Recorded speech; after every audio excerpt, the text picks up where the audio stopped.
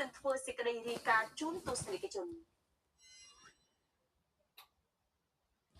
អង្គភាពការពារព្រៃឈើរបស់ប្រទេសថៃបានចេញសេចក្តីប្រកាសលើកស្លាកប្រាប់ដល់ពលរដ្ឋខ្មែររស់នៅភូមិជោគជ័យដែលថៃហៅនងច័ន្ទក្នុងស្រុកអូជ្រៅស្រុកគោកខ្ជុងខាងថៃនៃខេត្តស្រះកែវឬខេត្តបន្ទាយមានជ័យនៅប្រទេសកម្ពុជាឲ្យចាក់ចេញពីទីលំនៅឋានរបស់ខ្លួនជាបន្ទាន់ក្នុងរយៈពេល15ថ្ងៃព្រោះអាចប្រឈមមុខនឹងការចាប់ខ្លួននិងការដាក់ពន្ធនាគារប្រសិនបើមិនព្រមចាក់ចេញនេះបើយោងតាមការចុះផ្សាយដោយកាសែតថៃ PBS នៅថ្ងៃទី28កញ្ញាមន្ត្រីទាំងនោះបានដំឡើងស្លាកសញ្ញាព្រមានជា3ភាសារួមមានភាសាថៃខ្មែរនិងអង់គ្លេសដែលបានរៀបរាប់លម្អិតអំពីបទបញ្ជានិងបញ្ហាផ្លូវច្បាប់ចំពោះជនល្មើសអង្គភាពនេះបានដាក់ពាក្យបណ្ដឹងទៅប៉ូលីសស្រុកគោកខ្ជុងកាលពីសប្តាហ៍មុនដោយចោទប្រកាន់ពលរដ្ឋខ្មែរថាបានចូលកាន់កាប់ដីព្រៃថៃដោយខុសច្បាប់និងគ្មានការអនុញ្ញាតច្បាប់ព្រៃឈើថៃហាមឃាត់ការសាងសង់ការកាប់បំផ្លាញរឹបអូសឬទន្ទ្រានកាន់កាប់ដីព្រៃដោយជនល្មើសអាចប្រឈមនឹងការជាប់ពន្ធនាគាររហូតដល់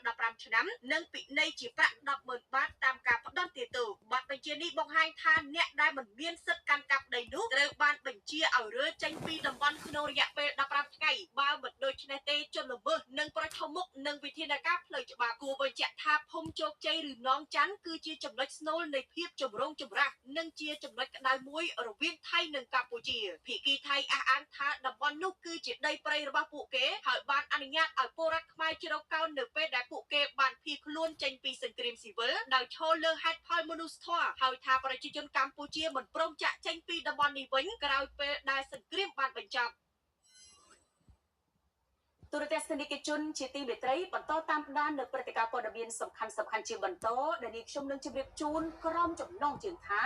ប្រជាជនខេត្តឧបលរាជធានីវិលត្រឡប់ទៅផ្ទះវិញក្រោយយោធាថៃកំរោលចូលបើកការបាញ់ប្រហារលើកម្ពុជា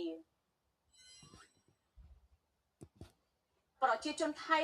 នៅស្រុកណាំយឿននៃខេត្តឧបលរាជធានីបានចាប់ផ្ដើមរើបង្វិញនិងវិចខ្ចប់របស់របរពួកគេកាលពីថ្ងៃអាទិត្យទី28ខែកញ្ញាដើម្បីចាក់ចេញពីមជ្ឈមណ្ឌលជម្លៀសត្រឡប់ទៅផ្ទះរបស់ពួកគេវិញការនេះកើតឡើងក្រោយយោធាថៃបានបាញ់ប្រហារមកលើកម្ពុជាចំនួន2លើកគេនៅចាំបានថាពួកគេបានជម្លៀសចេញពីផ្ទះបន្ទាប់ពីយោធាថៃបានបើកការបាញ់ប្រហារមកលើទីតាំងយោធាកម្ពុជាទាំងកំរោលជាច្រើនលើកនៅតាមបណ្ដោយព្រំដែនក្បែរច្រកអានសេទោះជាយ៉ាងណាក៏ដោយអ្នកស្រុកខ្លះបានជ្រើសរើសបន្តនៅក្នុងមជ្ឈមណ្ឌលជម្លៀសដោយសារភាពមិនច្បាស់លាស់និងភាពផុយស្រួយនៃស្ថានភាពនៅតាមបណ្ដោយព្រំដែនពួកគេបានប្រាប់សារព័ត៌មានក្នុងស្រុកថាពួកគេសង្ឃឹមថាស្ថានភាពនឹងវិលមករកភាពប្រក្រតីវិញក្នុង